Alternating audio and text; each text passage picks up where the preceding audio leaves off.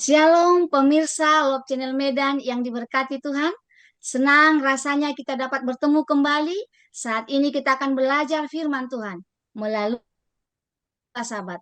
Pelajaran kelima, triwulan pertama tahun 2023.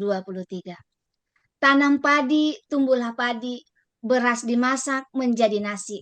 Hutang budi dibalas budi, hutang uang harus dilunasi. Saat ini kita telah bersama lovers kita yang tetap semangat dan kita juga bersama tamu-tamu kita yang istimewa. Bu Elin Sagala, Direktur Bakti Wanita Advent, Daerah Sumatera Kawasan Utara. Shalom Ibu, apa kabar? Shalom, sahabat Love Channel Medan. Saya senang bertemu dengan sahabat semua. Terima kasih. Terima kasih Ibu. Bersama kita juga Ibu Leni Marlina Huta Barat.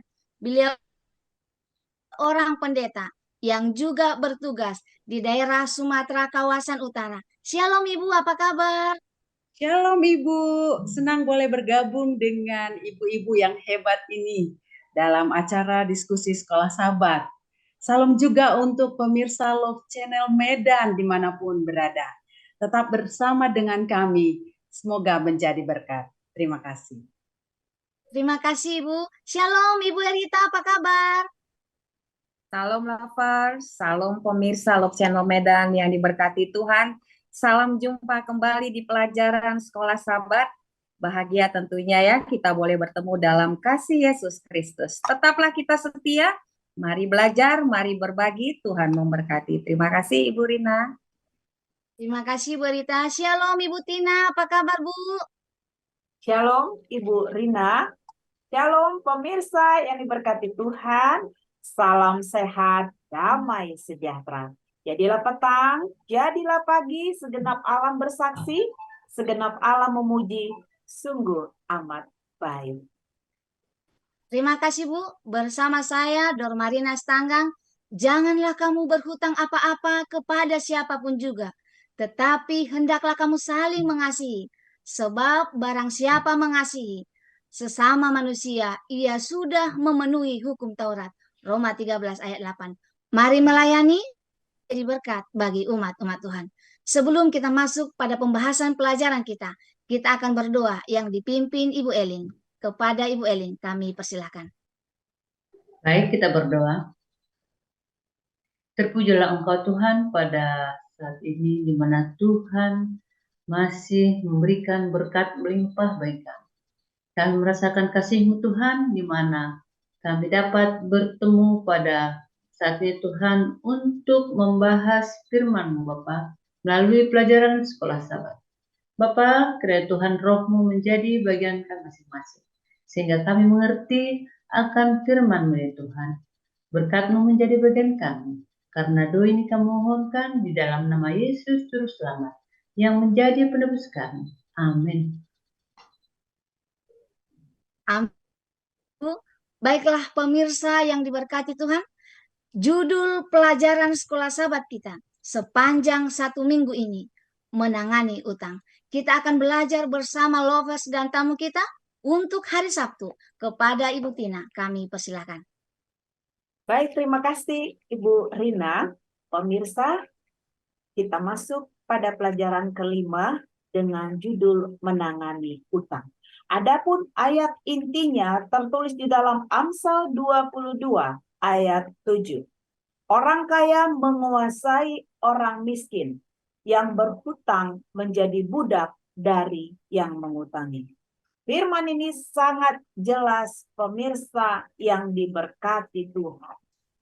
Di dunia ini perbudakan bukan hanya pada masa lalu terjadi, tetapi di dalam kondisi utang, maka yang berhutang disebut menjadi budak. Pemirsa yang diberkati Tuhan, ada satu definisi utang adalah hidup hari ini atas apa yang engkau harapkan dapat peroleh di masa depan. Itulah pemirsa, menurut pelajaran ini, definisi ini, ya. Jadi pemirsa yang diberkati, saya beberapa tahun memiliki pengalaman yang sangat menyedihkan. karena saya dalam pekerjaan melayani. Banyak sekali orang-orang yang terhutang akibat tidak mampu membayar tagihan yang ada di rumah sakit. Semuanya ludes ya dalam waktu secepat itu. Nah, pemirsa, fakta saat ini bahwa utang itu adalah sebuah gaya hidup yang tidak disadari, yang menghabiskan seluruh pemikiran maupun harta benda. Nah, pemirsa, Alkitab mencatat bahwa utang bukanlah suatu dosa. Namun, akibat dari hutang ini banyak terlihat, akibat-akibat buruk banyak terlihat. Sehingga Paulus menasehati demikian, bayarlah kepada semua orang apa yang harus kamu bayar, pajak kepada orang yang berhak menerima pajak, cukai kepada orang yang berhak menerima cukai, rasa takut kepada orang yang berhak menerima rasa takut, dan hormat kepada orang yang berhak menerima hormat. Janganlah kamu berutang apa-apa kepada siapapun juga, tetapi hendaklah kamu saling mengasihi. Tertulis di dalam Roma 13 ayat 7 dan 8. Jadi pemirsa yang diberkati Tuhan, untuk itu, para lovers kita sepanjang minggu ini akan memperjelaskan apa efek, apa akibat daripada hutang-hutang itu. Terima kasih, Bu Rina. Tuhan memberkati. Terima kasih Ibu Tina untuk pembukaan untuk hari Sabat. Untuk hari Minggu dan Senin, masalah utang kepada Ibu Elin, kami persilahkan. Terima kasih. Tadi Ibu Tina sudah memaparkan bagaimana efek dari hutang itu yang tidak baik bagi kita. Nah, kita akan mempelajari pada hari Minggu dengan judul masalah utang. Kita akan melihat bagaimana di ayat intinya dikatakan bahwa orang kaya akan menguasai orang miskin. Orang yang berhutang menjadi budak dari yang mengutangi. Ya, berarti seseorang yang berhutang akan menjadi apa? Tidak bisa leluasa kepada orang-orang atau kepada orang yang dia hutang atau dia pinjam. Nah, di sini kenapa seseorang itu bisa berhutang? Di sini dikatakan pada hari Minggu ini ada ya 3 penyebab ya. Secara urutan yang paling besar ada 3 penyebab seseorang mempunyai masalah dalam keuangan. Karena memang demikian, kalau dia mempunyai masalah keuangan, maka dia akan berhutang. Padahal Tuhan mengatakan bahwa tidak baik itu berhutang ya. Dan Allah pun rindu atau ingin supaya kita anak-anaknya ini jangan sampai berhutang. Nah, mari kita pelajari ada 3 hal ya. Yang pertama adalah merupakan kelalaian. Kenapa dibilang kelalaian? Sebagai manusia yang berikan Tuhan pikiran ya, akal pikiran. Harusnya kita mengetahui bagaimana memanage uang kita. Di sini dikatakan orang-orang yang pintar secara ilmu pengetahuan aja, ada yang tidak tahu mengatur uangnya. Dia tidak memahami bagaimana cara mengolah uang yang ada padanya. Sehingga dikatakan bagaimana kita mempunyai ya, pasti kita pernah mendengarkan pelajaran bagaimana mengatur uang secara ilmu pengetahuan, secara alkitabiah. Tetapi kadang-kadang kita melalaikannya ya, kita tidak mau mendengarnya. Dan yang kedua adalah kenapa orang terjadi masalah keuangan adalah terjadinya ketamakan ya. Ketamakan di sini cinta diri, mencintai dirinya, selalu mengutamakan keinginannya. Dan di sini katakan bagaimana kita harusnya membeli sesuatu itu menurut kebutuhan kita. Tapi orang yang tamak, orang yang memanjakan keinginannya, ya, dia tidak membeli sesuatu untuk kebutuhannya, memang dia membutuhkannya, tapi supaya apa? Keinginan seleranya itu terpenuhi ya. Ada lagi yang ketiga, yaitu dikatakan bahwa karena kemalangan ya. Kalau ini mungkin secara garis besarnya kita tidak bisa apa ya, tidak mengalaminya atau mungkin kita tidak bisa menghindarinya. Dan ada lagi dikatakan bahwa mungkin seseorang ini tidak bisa mungkin dilahirkan menjadi seorang yang kurang mampu. Tapi dikatakan seseorang yang dilahirkan dari seorang yang dari keluarga yang kurang mampu atau kategori katakan miskin itu bisa ya merubahnya dengan di sini katakan firman Tuhan mengatakan kita harus kerja keras ya dan kita harus belajar ya, perlu pendidikan dan kerja keras supaya kita punya keadaan yang tadinya kurang mampu itu ya, yang dikatakan miskin itu bisa berubah menjadi orang yang stabil dalam keuangan. Namun sini katakan bagaimana apapun penyebabnya ya, apapun penyebab dari seseorang kesulitan keuangan, tetap Tuhan mengatakan usahakan untuk tidak berhutang. Ya, dalam 1 Timotius 6 ayat 6 sampai 9 dikatakan melalui Nabi Paulus dikatakan ibadah disertai rasa cukup atau bersyukur ya akan terasa lebih nikmat. Jadi dalam kehidupan kita, dalam kita beribadah ini perlu merasa syukur, bersyukur. Maka kalau kita bersyukur, maka kita akan merasakan bahwa apa yang kita miliki saat ini apa sudah cukup, ya. Karena di sini katakan memang kita lahir ke dunia ini tidak mempunyai apa-apa dan kita akan kembali kepada Tuhan juga tidak akan membawa apa-apa.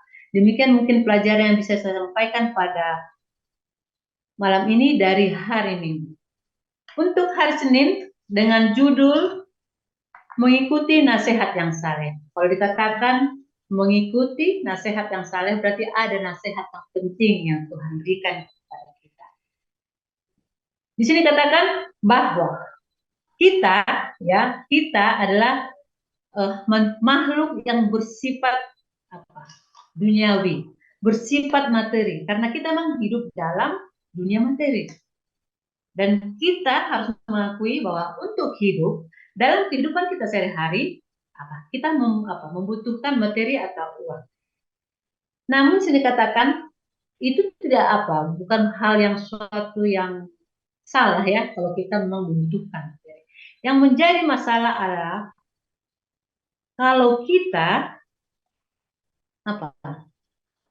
mendewakan ya, menyalahgunakan ya uang yang ada atau kita menghalalkan segala cara untuk mendapatkan uang. Jadi cinta akan dunia memiliki suatu atau memiliki suatu barang mengibatkan seorang berhutang. Ya, ini salah satu yang tidak boleh. Ya, Tuhan tidak mengatakan bahwa ini adalah hal yang kita hindarkan. Jadi kadang-kadang kita menginginkan sesuatu ya, mungkin kita menginginkan sesuatu. Contoh mungkin mobil ya, suatu mobil yang kita idam-idamkan. Tetapi secara pendapatan mungkin kita tidak mampu, ya. Tetapi kita melakukannya untuk apa? Supaya mendapatkan kita berhutang. Nah, Tuhan tidak suka seperti ini ya.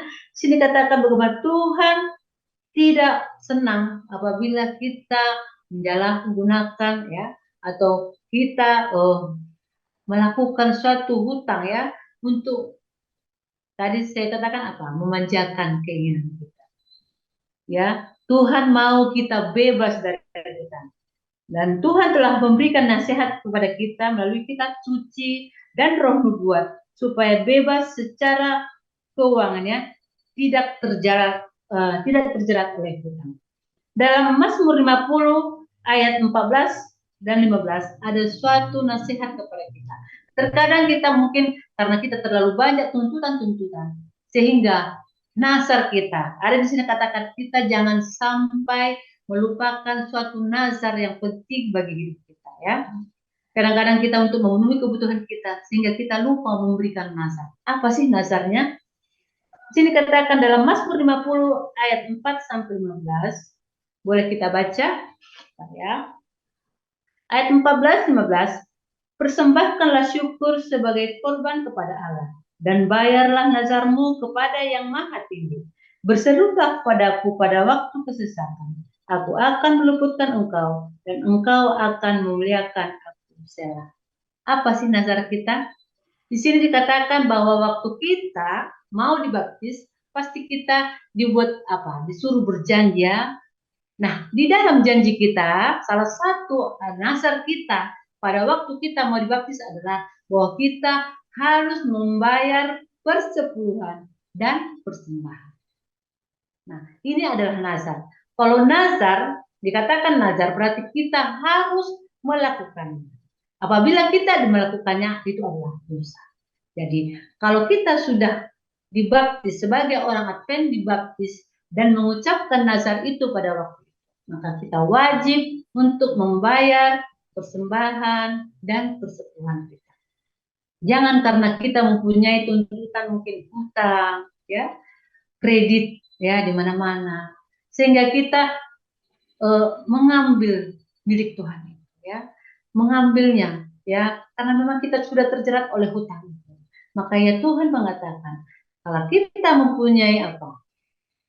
Mempunyai prinsip, ya, mempunyai karena kita sudah mempunyai nasihat dari Tuhan, bagaimana kita supaya jangan sampai berhutang, jangan sampai kita terjerat oleh hutang, jangan sampai kita tidak membayar nazar kita kepada Tuhan melalui persembahan dan persepuluhan kita, ya.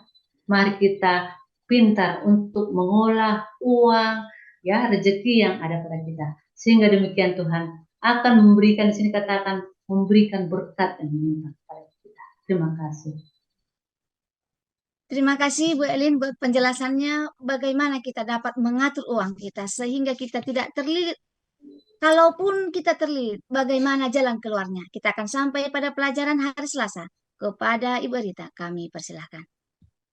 Baik, terima kasih Ibu Tina, pemirsa Love Channel Medan yang berbahagia dan lovers. Pada pelajaran 5 ini memang menangani hutang, ya. Jadi hari Selasa ini saya coba akan ulas bagaimana sih keluar dari hutang ini, ya.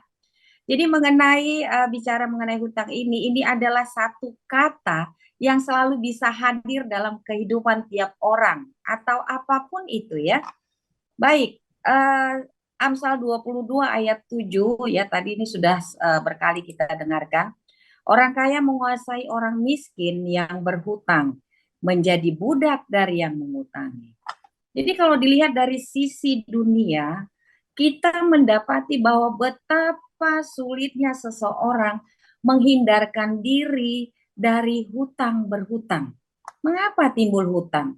Ya, tadi sudah diulas di awal. Nah, saya mencoba menambahkan, ya. Jadi mungkin ada banyak faktor penyebabnya, ya, macam-macam alasan orang untuk hal berhutang. Namun ada 3 kesalahan fatal, ya, yang mungkin dalam hal hutang ini. Apa yang pertama?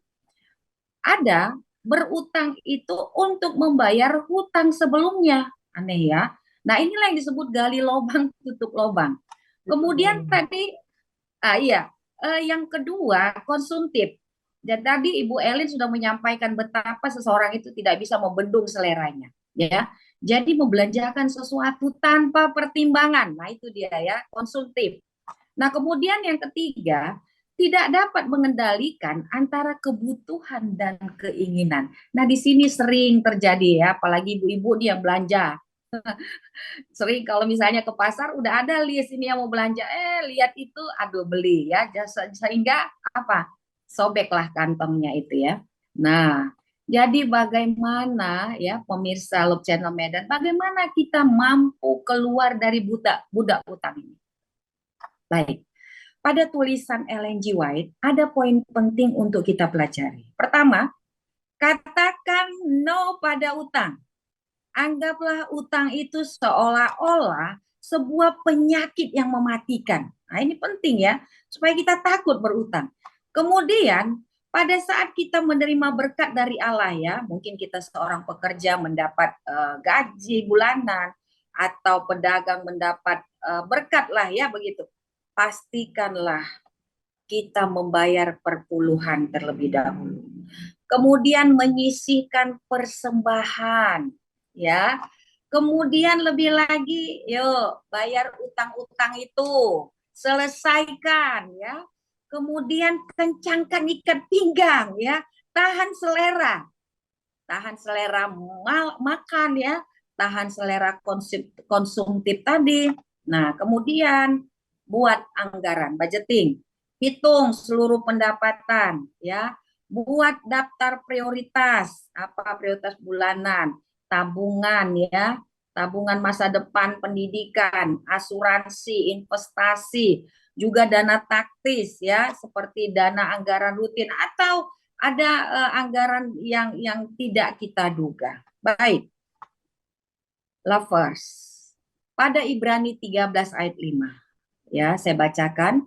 Janganlah kamu menjadi hamba uang, dan cukupkanlah dirimu dengan apa yang ada padamu. Ya, tadi di awal sudah diterangkan oleh Ibu Elin, jangan besar pasak dari tiang, ya. Nah, karena Allah telah berfirman, aku sekali-kali tidak akan membiarkan engkau, dan aku sekali-kali tidak akan meninggalkan engkau. Pemirsa Love Channel Medan yang berbahagia. Jadi jelas sekali bahwa Allah tidak menginginkan kita untuk berhutang. Satu, janji Allah pada kita, ya, ini harus kita ingat. Yaitu apa janji Allah? Yaitu menjadikan, ya, kita harus menjadikan Allah yang pertama dan terutama, ya. Maka kita akan mendapatkan, menerima hikmat dan berkatnya untuk mengatur apa yang telah dipercayakannya kepada kita. Namun ada satu hutang nih, ya, lovers, ada satu hutang di mana Allah menuntut kita di situ. Apa itu? Ya, mari kita baca Roma 8 ayat 12 sampai dengan 13. Jadi saudara-saudara, kita adalah orang berhutang, tetapi bukan kepada daging, supaya hidup menurut daging, ya. Sebab jika kamu hidup menurut daging, kamu akan mati. Tetapi jika oleh Roh, kamu mematikan perbuatan-perbuatan tubuhmu, dan kamu akan hidup. Jadi inilah dia, ya, lovers, sebagai makhluk ciptaan Tuhan. Sesungguhnya kita adalah orang-orang yang berhutang kepada Allah dalam hal ketaatan dengan segenap tubuh, jiwa, dan roh kita. Ya, inilah ulasan yang saya tambahkan dari bagaimana keluar dari hutang. Terima kasih Ibu Rina. Terima kasih Ibu Rita untuk tips-tips keluar dari utang. Saat ini kita akan lanjutkan pelajaran kita untuk hari Rabu. Skema jaminan dan cepat menjadi kaya. Dan hari Kamis, batas waktu dan presentasi pinjaman. Kita berikan waktu buat Ibu. Terima kasih Ibu untuk kesempatan yang diberikan kepada saya untuk membahas sedikit pelajaran di hari Rabu dengan judul besar, Skema Jaminan dan Cepat Menjadi Kaya. Pemirsa yang kekasih, masalah hutang piutang, pinjam meminjam, dan jaminan ini ada hal yang harus kita pegang. Pertama adalah harus memiliki prinsip, bukan perasaan. Jadi kalau memberikan orang hutang atau memberikan jaminan kepada seseorang, kita harus punya prinsip untuk apa? Bukan perasaan. Biasanya kalau kita menggunakan perasaan untuk memberikan hutang atau pinjaman kepada seseorang, maka ada istilah manis di dahulu, pahit kemudian. Manis pada waktu pinjam uangnya. Manis pada waktu kita atau orang itu dapat uangnya. Setelah itu akan terjadi perang. Perang karena timbul berbagai masalah. Yang tidak bayar hutang lah, banyak alasan. Pelajaran kita hari Rabu jelas memberikan satu pelajaran kepada kita. Apa yang harus kita lakukan jika seseorang datang kepada kita dengan alasan dia tidak bisa meminjam uang ke bank untuk membeli atau untuk keperluannya. Lalu karena tidak bisa pinjam uang ke bank dengan syarat-syarat yang terkendala, dia datang kepada kita. Tolong dong Ibu, katanya. Berikanlah tanda tangan jaminan. Tenang aja, nanti saya pasti akan bayar, katanya. Nah, apakah kita gunakan perasaan? Kalau dia datang dengan cucuran air mata, dengan kondisi yang sakit, lalu perasaan kita berkata apa? Jika kita menggunakan perasaan kita, kita melakukan tindakan yang salah. Alkitab dengan jelas memberikan kepada kita, gunakanlah prinsip itu. Prinsip apa? Saya mau bacakan di dalam pelajaran sekolah sahabat kita. Adalah pantas untuk menolong orang lain jika ada kebutuhan yang nyata, tetapi jangan menjadi jaminan atas hutang orang lain. Mengapa? Karena penelitian menunjukkan bahwa 75% mereka yang menjamin berakhir dengan mereka yang membayar.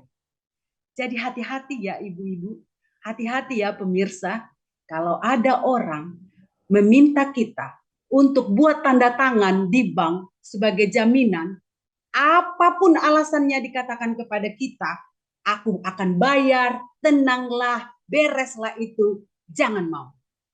Karena Alkitab mengatakan di dalam Amsal 17 ayat 18. Dikatakan demikian. Orang yang tidak berakal budi ialah dia yang membuat persetujuan yang menjadi penanggung bagi sesamanya. Jadi jelas ya, jangan pernah mau menjamini hutang sesama kita. Dan bila mana kita memberikan hutang kepada orang lain, biarlah itu menggunakan prinsip, bukan perasaan. Kalau kita menggunakan perasaan, maka istilah manis dahulu, pahit kemudian akan menjadi bagian kita. Saudara-saudaraku yang kekasih di dalam Tuhan, jangan pernah mau menjamini hutang orang lain. Ini Alkitabiah, ya, supaya kita boleh selamat dari jerat hutang piutang ini. Kita lanjut ke hari Kamis. Batas waktu dan persentase pinjaman. Tadi kita sudah belajar kan, kalau bisa jangan berhutang. Tetapi kalau tidak bisa terhindarkan, kalau memang harus berhutang, pelajaran kita hari Kamis, bayarlah hutangmu dalam batas waktu yang sesingkat-singkatnya. Kalau kita baca Ulangan 15 ayat 1 sampai 5, ada peraturan pada waktu zaman bangsa Israel. Dikatakan batas pinjam meminjam hutang piutang itu berapa lama? 7 tahun. 7 tahun hutang piutang. Kalau sudah 7 tahun, bereslah itu. Ya kan? Tapi kalau sekarang ada istilah hutang dibawa mati. Jangan ya. Kalaupun kita berhutang karena kebutuhan yang mendesak. Kan tadi Alkitab katakan kalau boleh jangan berhutang. Tapi kalaupun harus berhutang karena kebutuhan yang mendesak, sudah ada di dalam mindset kita, oh itu harus dibayar. Ya, saya pernah baca tulisan di Facebook, mungkin dia sudah bosan menagih-nagih hutang ini kepada teman yang tidak dibayar. Katanya besok, datang besok, besok lagi, datang lagi, rumahnya ditutup, besok lagi, enggak ketemu. Akhirnya dia buat di Facebook ini. Hei kamu yang berhutang, hutang itu harus dibayar. Hutang itu bukan mantan untuk dikenang-kenang. Katanya gitu ya. Artinya kita kalaupun berhutang, Tuhan katakan bayar. Tuhan tidak ingin kita menjadi istilah orang Batak, parutang busuk. Ya, Tuhan tidak ingin itu. Jadi jika memang kita harus berhutang, maka ingatlah bahwa kita harus membayarnya. Ada satu ayat yang saya mau bacakan di dalam Ulangan 15 ayat yang ke-8. Tetapi engkau harus membuka tangan lebar-lebar baginya dan memberi pinjaman kepadanya dengan limpahnya, cukup untuk keperluannya seberapa ia perlukan. Jadi masalah hutang, masalah pinjaman dan memberikan jaminan, prinsipnya adalah secukupnya, secukup keperluannya. Ya, secukup keperluannya. Jadi hindari hutang, jikapun harus berhutang, cepatlah selesaikan hutangmu. Jika kalau kita menginginkan sesuatu di dalam pelajaran hari Kamis, lebih baik menabung daripada berhutang. Ya, lebih baik menabung dari berhutang. Kiranya Tuhan akan menolong kita sehingga masalah hutang piutang, praktek pinjam meminjam, praktek jamin menjamin ini Tuhan akan berikan kita pengertian sehingga kita terlepas daripada jerat-jerat iblis dan kita boleh tenang hidup dengan segala apa yang Tuhan cukupkan bagi keperluan kita sehari-hari. Terima kasih. Terima kasih Bu buat penjelasannya. Jika kita masih punya utang, mari kita lunasi. Baik pemirsa, saat ini kita sampai kepada kesimpulan pelajaran sekolah sahabat kita sepanjang 1 minggu ini. Kepada Ibu Tina, kami persilahkan. Terima kasih Ibu Rina. Pemirsa yang diberkati Tuhan, seperti yang saya jelaskan bahwa Lovers telah menjelaskan begitu luas dan dalam tentang mengapa berhutang dan jalan keluar berhutang. Pemirsa, sebenarnya tidak ada satupun yang mau berhutang. Saya terkesan dengan sahabat saya. Kalaupun orang datang berhutang, saudaraku, berilah dia belas kasih. Setidaknya, kalau dia pulang, dia meminta pinjaman, saudara tidak memiliki. Kasihlah dia makan atau kasihlah ongkos pulang. Dan jangan sampai juga saudaraku memandang rendah bila mana seseorang membutuhkan pinjaman. Disitulah letak belas kasihan yang harus kita berikan kepada mereka dan doakan mereka. Kesimpulan kita, saya angkat dari satu buku oleh hambanya, Ellen G. White, dari buku Counsels on Stewardship, halaman 257. Ada 3 langkah, juga termasuk kesimpulan dari yang sudah dijabarkan. Yang pertama, bertekadlah untuk tidak pernah terlibat pada hutang kepada orang lain. Sangkal dirimu baik-baik, saudaraku. Sahabat, pelajaran yang lalu kita ingat bagaimana persepuluhan itu diberikan dengan contoh seorang janda di Sarfat yang memiliki hutang, tapi Allah peduli. Ya, itu pemirsa yang diberkati. Yang kedua, buatlah satu perjanjian kudus dengan Allah, bahwa dengan berkat-Nya engkau akan membayar semua hutang. Yang ketiga, setelah engkau membuat perjanjian kudus dengan Allah, mulai saat ini, hapuskanlah hutangmu secepat mungkin. Bawalah dalam doa. Tuhan Maha Baik, saudara. Saya yakin saudaraku yang dikasihi Tuhan mendengarkan penjelasan dari kami. Saya yakin ada yang meneteskan air mata. Kami rindu mendoakan saudaraku semua yang terlibat dalam hutang. Sehingga apa? Perjalanan pelayanan kita, terutama di gereja, membantu mereka dapat berjalan dengan baik. Inilah harapan kami dari Lovers dan tamu kita. Mari kita saling berbagi kasih. Terima kasih, Bu Rina. Tuhan Yesus memberkati. Terima kasih Bu Tina. Baiklah pemirsa yang diberkati Tuhan.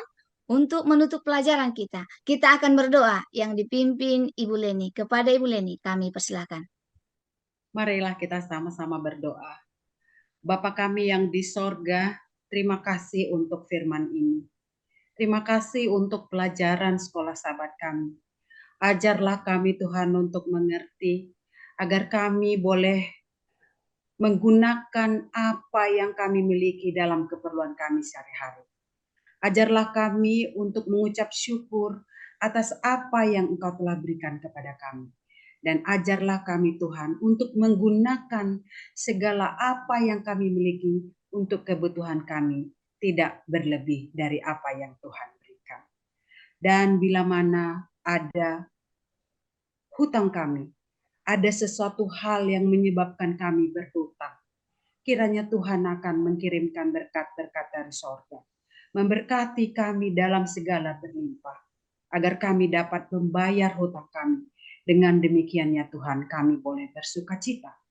Bila mana ada saudara-saudara kami yang memiliki hutang, Tuhan akan mencurahkan berkat yang sama kepada mereka. Dengan demikian ya Tuhan, kami boleh membayar hutang-hutang kami dan kami boleh terlepas dari hutang itu. Bapa di sorga, ajarlah kami agar kami boleh mengerti arti hutang, arti meminjam, dan biarlah Tuhan mengajarkan kami berbelas kasihan untuk memberikan kepada sesama kami apa yang kami boleh lakukan kepada orang-orang di sekitar kami, menolong orang-orang yang berkekurangan semampu kami. Dengan demikian ya Tuhan, kami akan menjadi saluran berkat.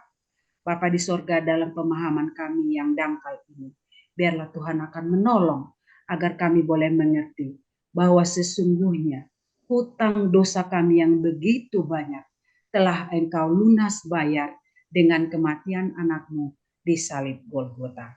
Terimalah kami Tuhan sebagaimana kami ada. Kiranya Tuhan akan mengampuni kami dan memulihkan kami dari segala kekurangan dan dosa kami. Di dalam nama Yesus kami berdoa. Amin. Amin. Amin. Terima kasih lovers, terima kasih buat tamu-tamu kami, dan terima kasih untuk pemirsa Love Channel Medan yang kami sayangi. Kami dari Love Channel Medan mengharapkan dukungan dari pemirsa untuk membagikan video pelajaran ini kepada teman, tetangga, atau siapa saja yang kita anggap membutuhkannya, sehingga kita boleh menjadi berkat bagi mereka. Baiklah pemirsa, sampai di sini pertemuan kita. Sampai ketemu minggu depan di pelajaran ke-6. Terima kasih, Tuhan memberkati. Shalom. Shalom. Shalom.